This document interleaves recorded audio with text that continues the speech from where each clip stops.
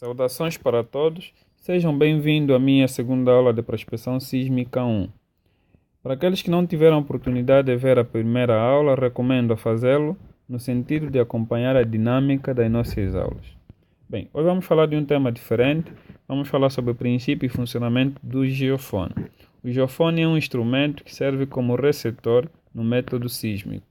No mar, nós utilizamos o hidrofone, mas os princípios científicos se assemelham.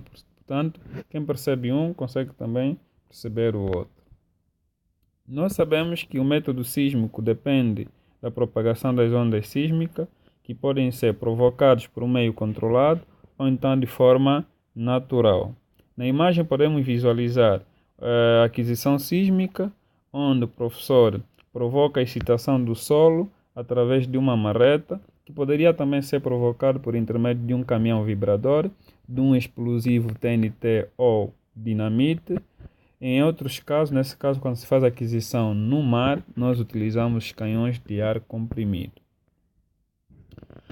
Na figura número 1, nós temos o esquema básico de aquisição sísmica, onde nós temos uma fonte que vai enviar a onda em subsuperfície, ou então que vai causar a propagação das ondas em subsuperfície.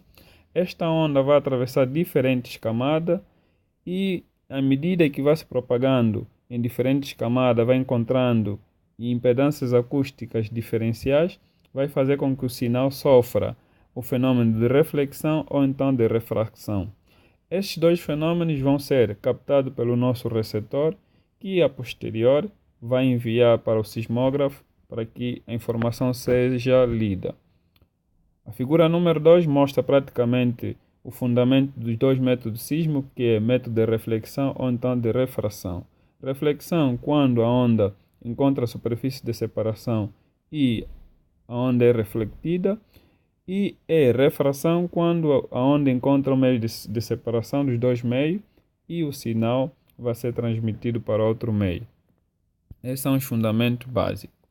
Aqui nós temos o geode. O geode, na verdade, vai servir como nosso amplificador, ou seja, depois do geofone captar o sinal, manda para o geode vai amplificar para que a informação seja um bocadinho mais visível e depois vamos fazer a leitura deste mesmo sinal no computador através do software apropriado.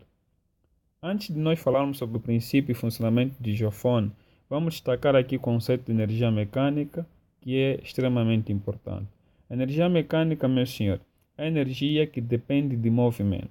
Ou seja, a energia mecânica é igual à energia cinética mais a energia potencial. A cinética depende de velocidade e a energia potencial depende de altura, ou seja, a energia armazenada dentro de um determinado corpo. Nós sabemos, segundo a lei da conservação de energia, uma energia pode ser transformada numa outra forma de energia. Por isso é que nós estamos aqui a destacar esse conceito. Rapidamente falando sobre a constituição do geofone. Não há nada de complexo na constituição do geofone. No geofone temos que destacar aqui três aspectos muito importantes. O geofone é constituído por um corpo rígido, um ímã e uma bobina. Ou seja, esses três aspectos cruciais é que fazem o geofone. Vamos explicar mais ou menos como é que isso funciona mais adiante. Vamos destacar aqui a lei de Lenz-Faraday, porque na verdade é a lei que fundamenta o funcionamento do geofone. Antes de nós falarmos dessa lei com mais propriedade, vamos primeiro partir para o conceito básico de campo magnético. Bobina. Bobina, na verdade, é um fio condutor enrolado. Conforme nós podemos visualizar na imagem número 2, temos aí um fio condutor enrolado. O que é que acontece? Se você pegar um ímã, que na verdade é um gerador de campo magnético natural, e aproximar a uma bobina, conforme a figura número 1, o que é que vai acontecer? Uma quantidade de linhas magnéticas do ímã vão atravessar ou então irão atravessar a nossa bobina. A quantidade de linhas magnéticas que atravessam a nossa bobina nós chamamos de fluxo magnético.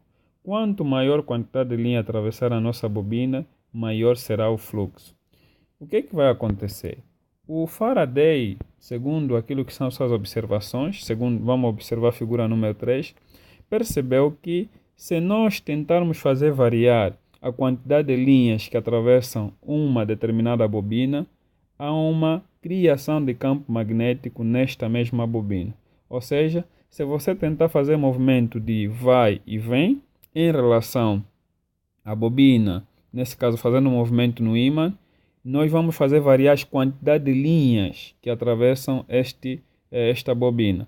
E quando a quantidade de linhas que atravessam uma determinada bobina, ou linhas magnéticas que atravessam uma determinada bobina variam em função do tempo, induz um campo magnético, ou seja, cria-se automaticamente um segundo campo magnético nessa bobina, e este segundo campo magnético gera uma corrente elétrica, e esta corrente elétrica gera um outro campo magnético que tem sentido contrário a do campo magnético inicial, e este campo magnético que é gerado gera uma diferença de potencial nas extremidades da nossa bobina, e essa diferença de potencial gera uma corrente elétrica pequena, né? Gera uma corrente elétrica pequena, independentemente também da intensidade do campo magnético e também da bobina que nós estamos a considerar.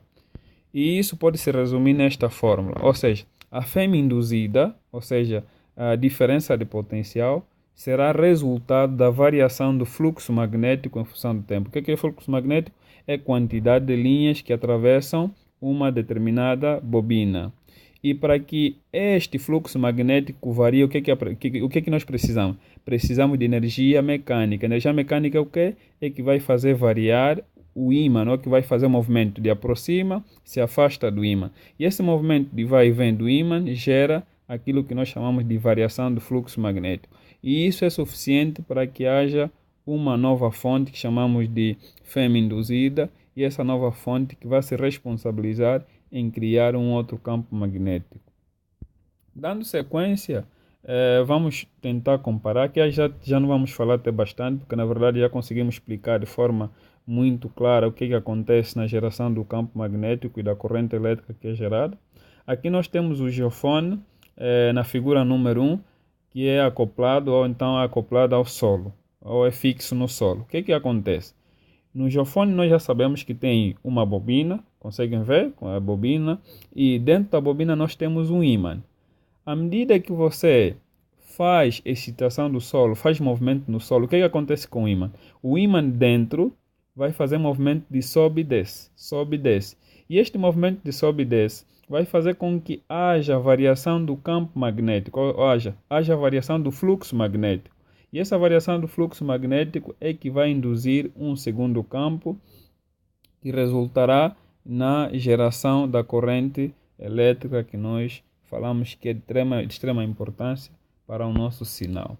De forma resumida, o que nós podemos considerar? Podemos considerar que o geofone move-se em função do movimento do terreno, e este movimento do terreno faz com que ocorra um deslocamento do ímã fixo no interior da bobina suspensa, ou seja, este movimento de sobe e desce do ímã vai gerar uma variação do fluxo magnético, e esta variação do fluxo magnético vai gerar uma diferença de potencial, né, que vai depender do movimento da Terra, e essa diferença de potencial vai provocar uma corrente elétrica na ordem dos nanovolts.